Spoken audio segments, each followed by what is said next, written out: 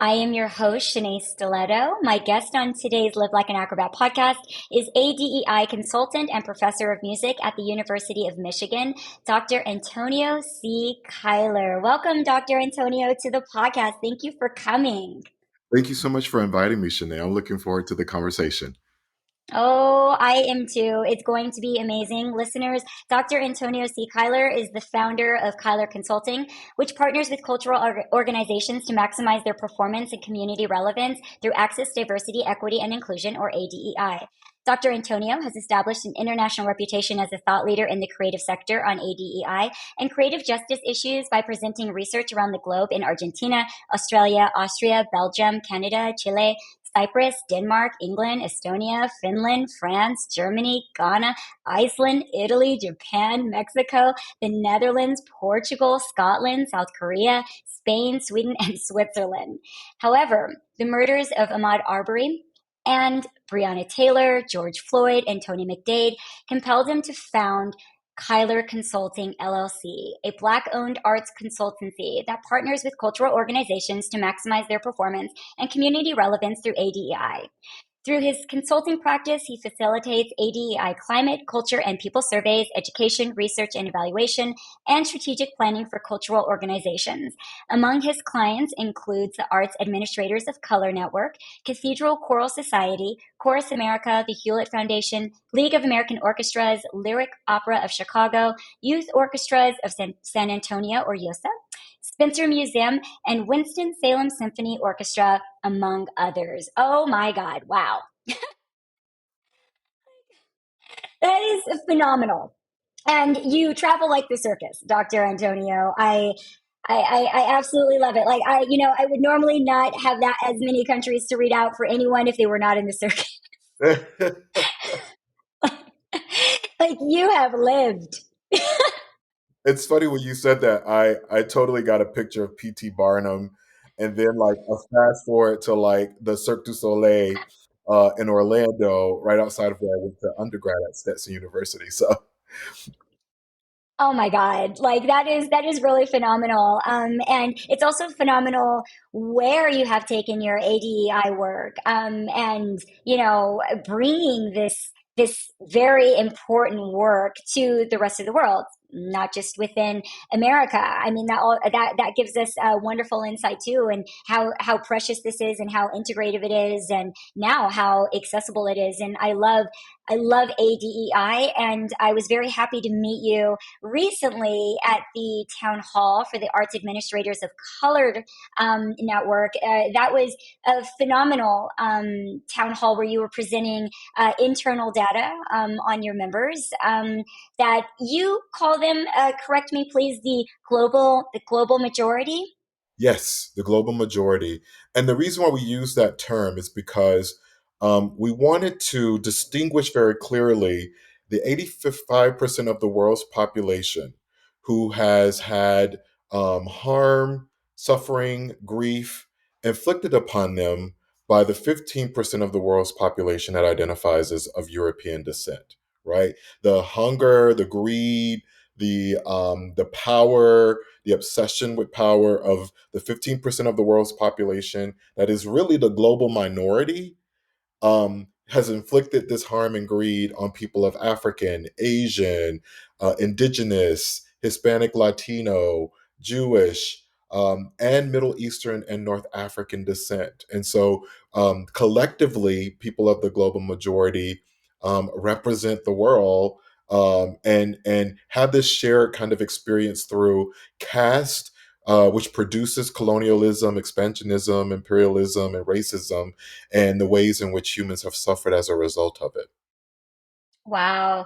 I was so, yeah, that is so beautiful. And thank you for that explanation, because that's a new way of looking through the lens of ADEI, for example, for most people that, are still not as familiar with it, or, and can put different words to it too. And what that kind of like global representation means, again, outside of the majority of America, but then also too within America. And the survey that you were all conducting and speaking about during the town hall for the AAC was really, really, really profound. I was so struck by you. That's why, again, I wanted to have you on the podcast. You spoke so eloquently to the survey data. We all know that survey data is intense and not easy to come by and very difficult to get. And this was survey data of people of color, and their reflection on the arts and on potential initiatives of the AAC. And from what I understand, you were a prior board member of the AAC. Is that correct? That's correct. I served on the board. My term started in 2020, actually, like during the pandemic, and what ended up happening, because I teach arts leadership and entrepreneurship, so I have that kind of like general management and leadership knowledge for the arts and cultural sector as well. But I also am a researcher, and so bring that kind of hat to a lot of the work that I do. And the founder of AAC, of one of the co-founders, Quanice Floyd, reached out to me and was like, "Hey, COVID is happening, and we're wondering about the possibility of conducting a study to better understand how BIPOC arts administrators, and at the time we were using BIPOC, which is Black, Indigenous, People of Color, we were using that term to collectively describe, the people who have experienced European aggression, and we were like trying to figure out like how can we go about studying how arts administrators and artists are experiencing COVID. And so we started this practice of surveying our membership to try to better understand their experiences and how they're navigating it. And we published a study on that in the Journal of Arts Management, Law and Society. Um, and so that kind of really established this practice of engaging with our membership through survey and through research, and in us realizing that we actually have this capital here in terms of our community that we could be advocating for. And so while I was on the board, I propositioned the board that we could pursue this funding from the Wallace Foundation to operationalize a part of our strategic plan and move in this direction. And I said, if we do get the grant, then I'll just roll off of the board and into this role as consultant, because the Wallace Foundation had some really specific kinds of parameters, like they wanted a lead researcher who had the experience, the credentials, and all of these things. And we decided, that should be me. I should step into that role. And so that meant that I had to leave the board because we didn't want a conflict of interest. And so, yeah, I was on the board for like almost 3 years. And I remember when Quanice asked me to join, I told her, I said, I'll do it, but only if by the end of my time on the board, we have a strategic plan and an executive director. We have our first executive director, and we accomplished those two things. And so I felt really good about transitioning off of the board and into this role as a consultant. Oh, that's amazing. And how have you, well, I would say, how have you seen the needs change from the members of the AAC from when you began until now? I think that this is a really great litmus test over the past 4 years for ADEI, and in terms of, those of us of color within the arts, within the circus arts, and seeing how are we doing with respect to the initiatives that we felt like we had in 2020, and with respect to, are those initiatives still kind of like the blueprint and the foundation of where we're at now in 2024? Do you feel like, we've gotten further along to where we want to be as a collective? Do you feel like you've done a lot of that within the AAC and not seen that outside of an environment organization that serves those of color, that they've moved the needle at all? Could you speak on that?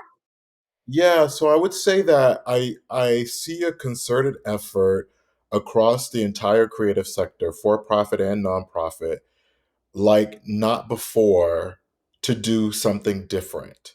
Now, the efforts and the strategies and the quality of them to produce actual change has been something that I think that we can interrogate and question and critique. But because the intentionality from the get-go wasn't necessarily change. And so I think that's one of the things that people misunderstand about ADEI. I use the acronym ADEI. Some people use DEI, some people use JEDI, ideas, but the whole point of them, they're change management practices, right? And they have to be integrated and embedded in your organizational culture on a cellular level. They are not practices to be managed like on the side of, they are to be managed inside of your mission, your strategic plan, your marketing, fundraising, education, programming, all of it. You have to look at all of it through the ADEI lens. And so I think some organizations have made more ground than others. But I will say I am heartened that more folks have made some change in this direction. I am a little bit distressed and disturbed that this progress, as little as it is, or whatever it is, could be thwarted by the political theater that Edward Bloom and his strategic conservative attack on affirmative action and DEI is posing, where some people now are afraid to be sued. And so it really is a question of, well, DEI or ADEI does not want you to discriminate against people anyway, right? The practice is not about discriminating. Actually, it is antithetical to the practice. In Right. fact, what we want is, at least in my view, ADEI is an opportunity to maximize the potential for every person to fulfill their human potential. Everyone, Mm. like all of us. There is not one among us who is undeserving of the opportunity to develop their full potential as a human. I'm just convinced of that. All of us have that right. And we should be able to do so without the constraints of the caste and the like isms that it produces. And then in terms of AAC, I think the needs are still the same, except that AAC at this age is at a point in its organizational life cycle where it's growing up. It's still not 10 Mm. years just yet. I think in 2026 it will be 10 years old. So if you think about AAC as if it's a human, it's a 10-year-old child, or not even a 10-year-old child.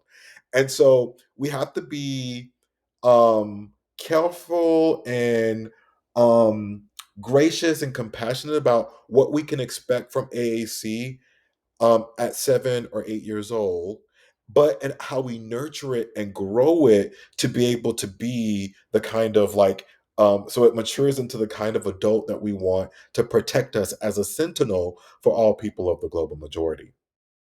Oh, I love that. I also love, I would like to speak to, what you were saying about affirmative action. And this goes back to the survey that you guys did. And again, this is global majority, this is people of color, all walks of life. They literally put affirmative action much lower. They said it was not a priority anymore. In what they saw, needed to be the forward moving agenda for those of us of color, and that they were okay kind of with affirmative action going away. No, And no, no. So I want to correct you there.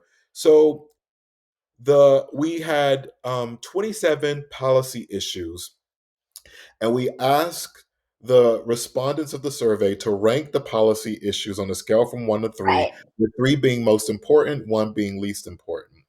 83% of the respondents ranked protecting affirmative action, access, diversity, equity, and inclusion as the top priority, right? 83% of the people who took that was the top priority. Now, when we drill down into the data further, we found that people who were had higher education, so master's degree or above, and who earned higher salaries ranked it lower than people who did not, but they still ranked it as being a top priority. So it's like you could say then that for some people in the survey, um, some respondents valued protecting affirmative action, diversity, equity, and inclusion less as they gain education and higher salaries. So, and I kind of quipped in the town hall that it's the like Clarence Thomas effect, where, maybe they are suffering from the Highlander syndrome, where there are some people of the global majority who are so used to being tokenized that they simply cannot stand the idea that there's some other person of the global majority who may take that token status from them. And yes, there's lots of work to be done when it comes to that within the community, but we also have to look at the big picture. Who created that kind of mentality among people of global majority, right? Like, and for people of the global majority to not be conscious of it and actively seeking to subvert it and push back against it, that's another piece of the puzzle as well. Yes, thank you for clarifying that. I kind of butchered that a bit, so I didn't want to minimize the fact that you did say that it was on the top priority list for the majority. But what was so shocking is that those of higher education said that it was not one of their top priorities. I was struck by that because I would put myself in that category, and I couldn't imagine not putting that as a top priority, because that I am very bothered by the fact that about the conversation around affirmative action and people thinking that it's no longer relevant, that it's something that we needed years ago, that you still don't need it, especially within the life that I live and the rooms that I find myself in still over the last 4 years. Those rooms have not really changed. And I try and remind people that all the time when they want to talk about how much these environments have changed. I said, I still look to my left and I look to my right, and it's still just me there. And that is a problem. It's like Misty Copeland saying, I'm still the only, lead ballerina, ballet dancer, out there, principal dancer. I love listening to her. And she speaks about that quite often as well, about, of course, yes, things are changing, but look who's still at this top. And so I couldn't imagine even someone like her saying, well, I don't think that affirmative action helps or that it's necessary. Even for me, for example, like a traditional college experience wasn't possible because you can't get a degree in the circus arts. So there's many of us within the arts that in those ways don't really engage with that experience in the exact same way. However, the accessibility even to an upper echelon circus school is the exact same. I mean, Mhm. we're trying to get everyone into those programs now because they're so underrepresented. And to me, if anyone's saying that we don't need affirmative action around that, that would just be absolutely outrageous if you saw the data. I mean, you don't even need to see the data. You just see a lineup and who graduated. And that tells you everything you need to know. And now we have circus grants that are geared directly towards those of color so that they can get the money, so that they can get the elevation to be able to get into those schools that they are traditionally and just contemporarily, presently, modern daily, left out of, or just not even left out of necessarily, but just don't have access to. And that's what I love when you speak about access, diversity, equity, and inclusion, because that's what that means to me when you speak about ADEI and what's so important about that, and what's so specific to using and including that, and not just having it DEI, which again, that does not say that DEI just on its own is not very effective and important and all those things too. But I feel like that really rounds it out in the perspective that I've had in the circus arts and in terms of being an artist. I also wanted to dial in as well, if you could go through a few more of those important initiatives that were within that survey too, Dr. Antonio, because I also thought that it was an important thing to look at in terms of like advocacy and organizations and what historically has been our target for what we think is important to go for in the arts, and how much that conversation, I think, shifted during COVID, but I have not seen it continue post-COVID in that way. It's not demeaning those initiatives. I think they're obviously very relevant with respect to like the NEA, the National Endowment of the Arts funding, National Endowment for Humanities, all of those things. But we're also too, I think, looking beyond just funding, not to put down funding, but beyond that in terms of like, what is the bedrock of what somebody needs when they're in and out of arts work, and what's going to keep you in your career. Yeah. So just before I share that, but I wanted to pivot back a little bit about the affirmative action piece, because I do think that some people of the global majority have been miseducated about affirmative action and what it really is and its intentionality. But and also, I also think that some people of the global majority, and my experience from surveying people of the global majority who have achieved like top level positions in cultural organizations or who are upwardly mobile, they tend to reject the idea that they were given something that aided them in getting where they are.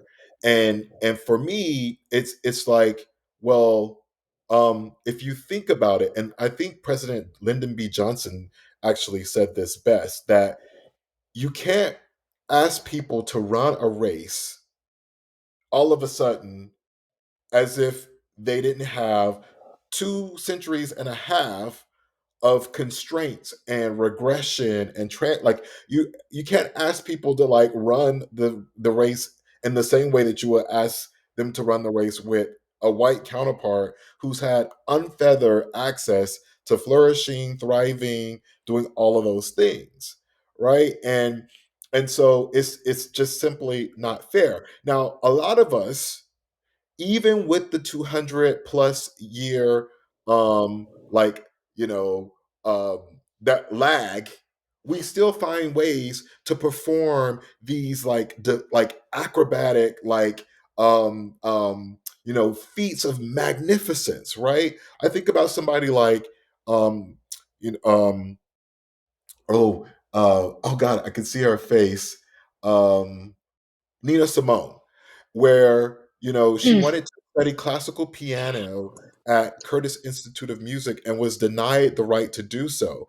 And what did she do? She took that pain and turned it into something else, so that she still emerged and became Nina Simone. But I do wonder sometimes about the version of Nina Simone we would have gotten had she been able to study classical music at Curtis and been able to pursue like the vision she had for herself of her career. And so I think we have much more education to do internally about what affirmative actually is intended to do. And the thing is, it's supposed to level the playing field. It is not a fact that a white person, a cis person, a male, straight, Christian, upper middle class, those folks are not always the best person for the job all the time. It's just not possible, right? And so, what affirmative action says is that everyone should have the same opportunity to pursue this role and compete for this role and be successful in the role.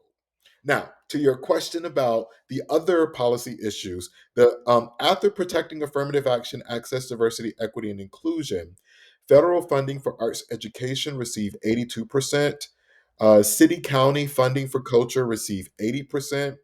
State funding for culture received 76%.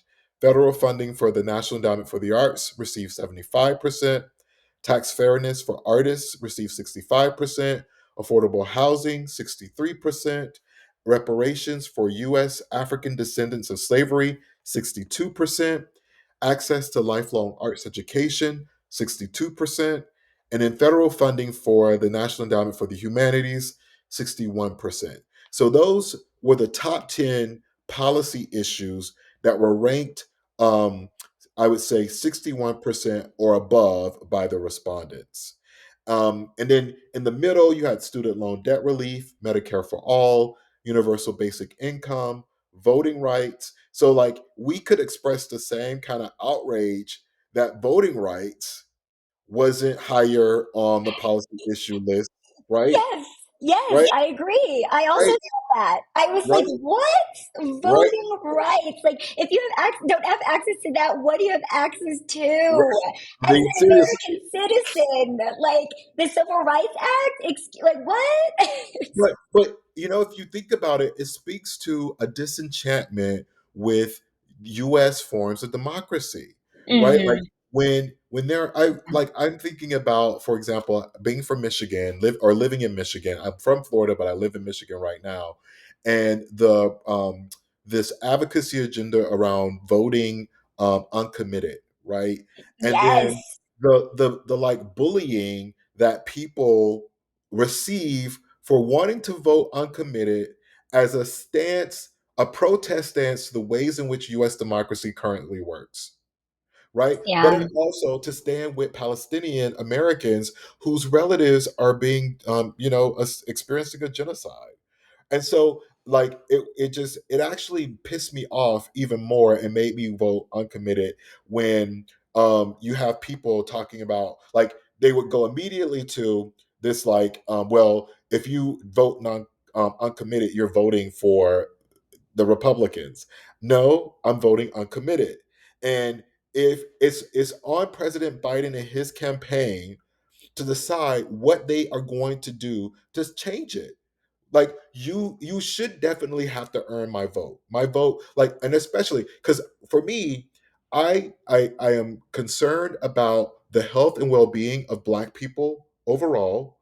The research has, like, every aspect of our lives is constrained still by racism, even though there are laws on the book that say racism is um, you know criminal, right? But the social norms, right? Social norms, we have 400 plus years of this social norm of racial caste that still informs how we treat each other, unfortunately. And so laws even don't change that. And we also have to acknowledge that the civil rights legislation has only been on the books for almost 60 years, whereas slavery lasted longer in this country than we've had civil rights legislation. It So hasn't been better that long. yeah, exactly. So we still, we those of us who do get through, like, to experience some form of, like, Black upward mobility, we Mhm. we we we you have to think about what we have to do, the hurdles we have to jump over. Because I'm of the mindset that being human is difficult, right? Like, just being a human is a very difficult thing.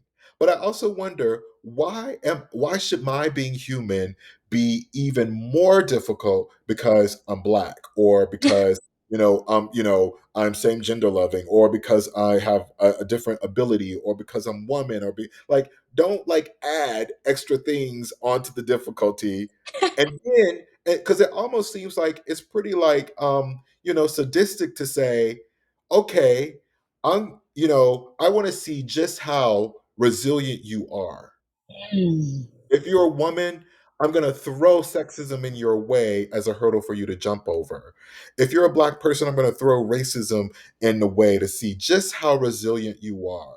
And when we perform these acrobatic feats, these Mm. death defying feats in the air and brilliantly, like, I often and myself question, like, what am I doing this for? Right? Like, Mm. I like, and there is a part of me that's, like, very inquisitive about what I am capable of. Even at this point in my career, where, for a professor earning full professor, and especially at a place like the University of Michigan, where, it's just a great environment to be in. There's lots of support, unlike any support I've ever had in my career. It you know, I do wonder, like, what am I capable of, right? Like, what's in my heart, in my head, and in my heart that I can, like, um bring bring forth to move humanity forward. So that kind of questioning is still there, but I shouldn't have to endure extra barriers just because I'm Black, or just because I have some other social identity that has been cast lower importance versus something else. And those around us convincing us that it's not happening. And even with all of that, you then have everyone trying to convince you constantly that it's not happening, that it's all in your head, and that it's a Yeah, mystery. and And I and I keep on think about telling those people, people in terms of, like, yeah, yeah. Well, and the shock of, like, I remind people of, you remember the shock that you experienced when you saw the video of George Floyd, like, because, mm, and especially for some white people who wanted to mm, believe that we had made all of this progress, right? Like, that was mm, pretty shocking for them. And so for some of them, there was a white lash where it's like, because what they found what they believed to be untrue, and we had not made as much progress as they thought we had made. it was like, okay, so I'm gonna double down on being the way that I am,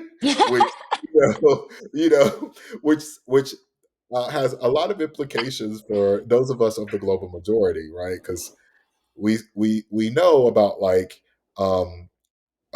how like sometimes I find that white women practice white supremacy culture um, better and in some ways worse than their white male counterparts. Like a lot of times white males get the like blame, white hetero men, but in my personal experience, because of my adjacency in the arts and nonprofits where white women dominate, um, Mm.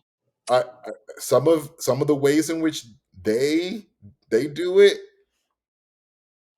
Let's just say I have dealt with that presently, and I have been speaking to quite a few Black women that are in nonprofit spaces who are highly educated who are leaving the nonprofit space due to the white women and the difficulties that they are facing with respect to white women's treatment of them. And I found it fascinating when I'm speaking to them and telling them, well, what about this encounter? What do you think about that? And they're like, you know what, Shanae?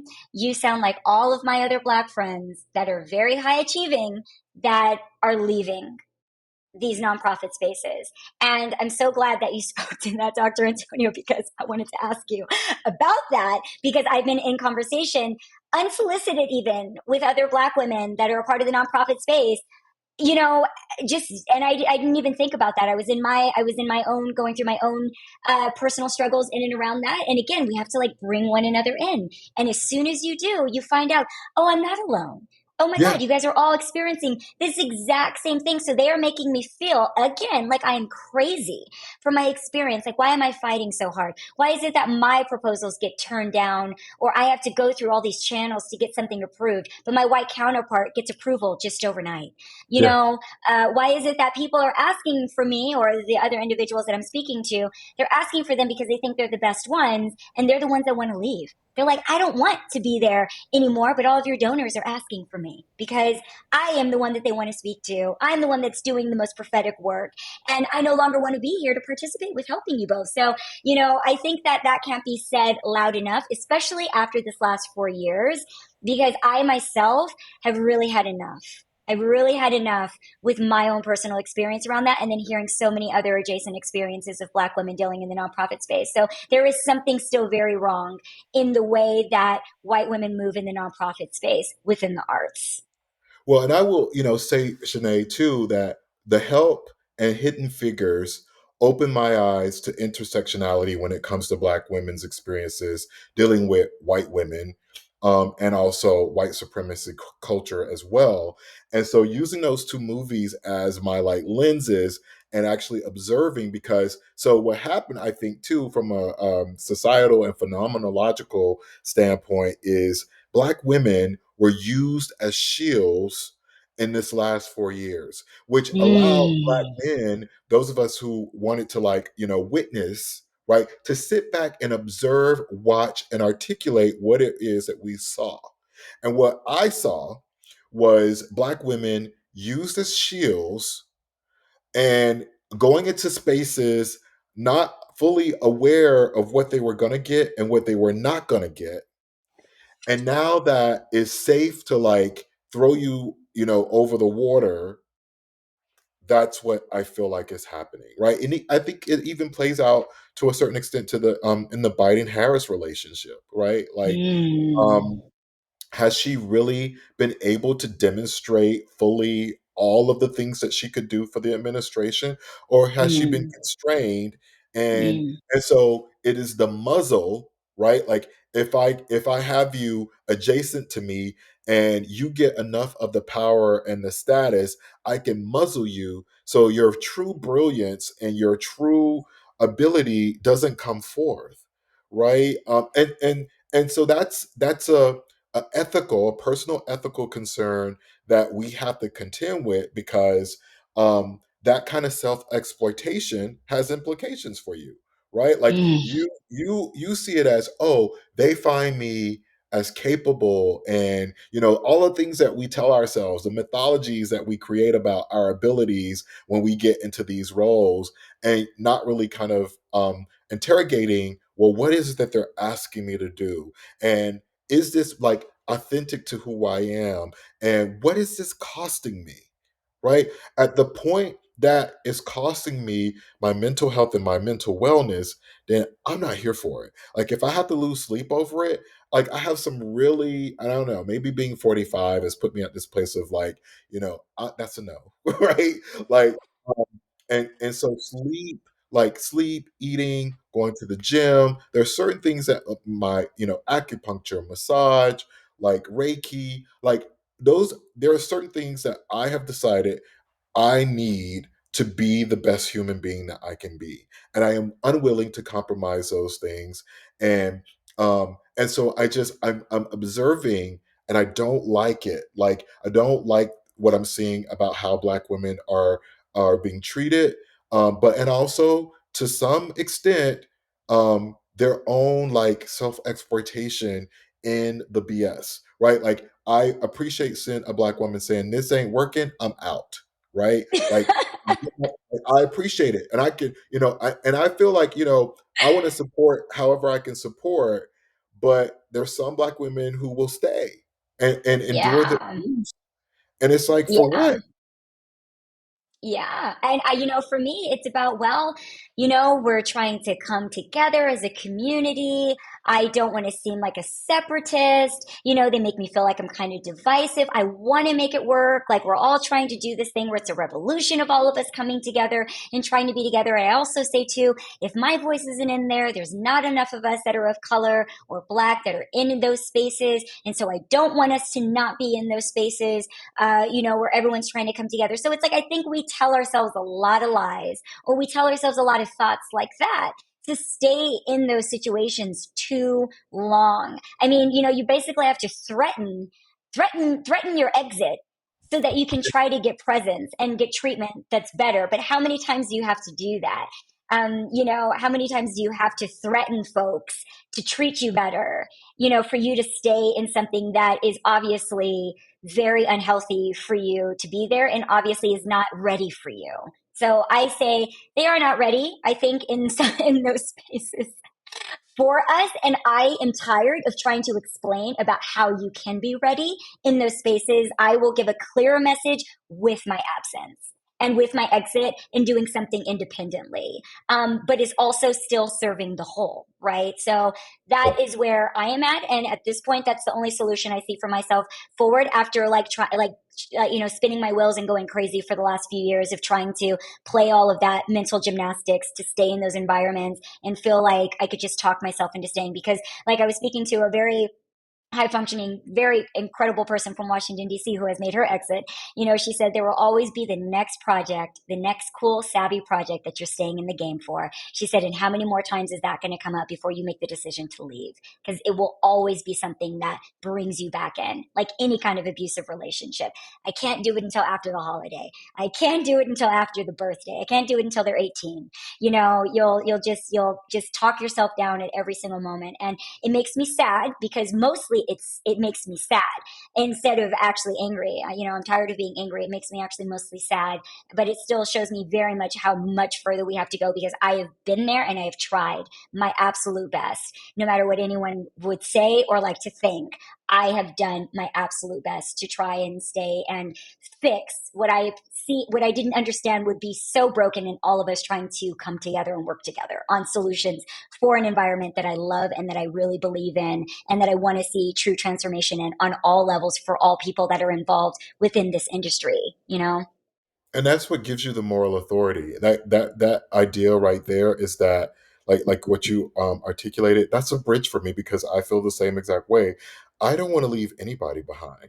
Like we don't have to leave anybody behind. We live in a country that is like extraordinary economic resources, right? So Mm. there's enough. There's more than enough for all of us. And there's some people who have just decided that they should hoard the resources over other people, and they should hoard the power. Um, And I'm so glad that you articulated it, because if it were abusive relationship that was contextualized in romance, would you be able to see it more easily? Right. And so, because Mm. sometimes the relationships between employees and employers can also be abusive. And also, I think that we just have a very oppressive way of thinking about labor. Right. And I've had this debate with my two older brothers, because one of my brothers was expressing that he couldn't understand why people were going on strike. And so I was saying to him, I was like, you Mm. know, well, they were going on strike because they're not getting a fair share of the like profits that are produced as a result of their labor. And he goes, but Right. he's like, if I'm the owner, if I own Tesla and I have the ability to produce jobs for people, like, you should be grateful that you have a job. And I was like, but here's the thing, you underestimate what people have as well. People own the right to their labor. And if nobody wants to work for Tesla, then what can Tesla produce? Nothing. Absolutely nothing. But What are they without their workforce? but that philosophy, that ethos and Mm, practice around labor, I think mm, there's a clear connection mm. to slavery, and the Yeah. idea Oh. that we don't want to pay people what they're worth, right? Mm-mm. Like, think about it, because the whole freaking economy was built on not compensating people, and it's just continued throughout our history. So that's why you have these various labor movements throughout the history of the United States. And that's what, that whole like labor disputes last year were about, is that people are like, you're not paying me what I'm worth. And I've been there where I've been loyal, I've shown up, I've performed, I've gotten the like top evaluations, I've done all of the things, and it's like, okay, where's the money? Right? And you know, I generally am anti-capitalist, in the sense that I see how this like obsessive pursuit of money can be very dangerous and very unhealthy for us as a society, right? I also understand that you have to have money to live, right? Like, you have to have the means to have shelter, food, basic needs, as Maslow articulated on his hierarchy of needs, and it may be, even some more, right? But um, I don't know that I ever aspired to have the kind of wealth that Elon Musk, Bill Gates, Warren Buffett, those kinds of folks. I don't know that I want that kind of wealth, right? I would rather have a healthier life, a better quality of life, than to have money. And so that's why I would call myself an anti-capitalist. Um, at the same time, I do, I get it. When you have been like, I grew up in a low socioeconomic status. My dad was a pastor, my mom's an evangelist. They both had jobs. And so I know what it's like to suffer financially. I know what it's like to not have. I know what it's like to have sometimes the lights cut off, the water cut off, to not have food. I've been there. I've lived it. And I know what it's like to constantly have a sense of not having enough. So it's constantly at the top of your mind. Um, and so there's that point where I'm like, I had to say, I wonder what it would be like if I had enough and I could like not think about money. What would I think about? What would I spend my time thinking and caring about if I had enough money? Not more than enough, but just enough, right? Like, I Mm, could pay my bills, save a mm, little bit, plan for retirement. Um, like, what would I think about? What would I care about? What would I give my attention to? And so it does make me wonder if, like, this class system that we have engineered in the United States is a distraction on purpose. I think that is so amazing. And I just want to speak back and then we can close out the podcast, Dr. Antonio, which has been absolutely phenomenal and remarkable. And thank you for your wisdom, your insight, and your energy. Oh my gosh. To speaking to capitalism, the founder of capitalism, I forget his name, but he said that it could never work in a society without a UBI. the way that he manufactured it, without a universal basic income. It was never meant to exist on its own. And also, being a billionaire used to be illegal within the tax system. They would tax you so high that you could never be a billionaire, and they took that away. For those of people that argue heavily against what that kind of economic growth and development, all those things are, we did have systems in place to prevent that for a reason. And then also too, the studies that they have gone, and this is more philosophical, of the ceiling of the amount of money that anyone needs to make, and your happiness does not go beyond making around $200,000 a year, I think, or maybe even $150,000. They have done survey after survey after survey of all the people in the world with all the money, and what amount of money brings you the most happiness, and it does not go further than making about $150,000 per year. So that in a nutshell to me says a lot. That data that is scientifically based, and those were laws that we had previously, and then those are the people that founded these systems. For all the people that kind of shout down the things that people think are so, they put a lot of labels on them. But I'm like, well, have you read the original material of like what these people intended for that to exist as? And then a lot of other people with a lot of other interests, and how they like turned it into something else that it was never intended to be. And then you're talking down to all these people that are suffering and can't seem to make it, and you continue to call it a handout. You know, it will always be a handout. And I cannot understand that, especially someone who has lived overseas. I've lived all over the world. Most of my friends are immigrants, or they are from developing nations, what we used to call third world, and their experience coming into America and the difference and the things that you have in other nations versus what you have here. I am sorry. I love America. I love being American, but it just in many ways does not add up.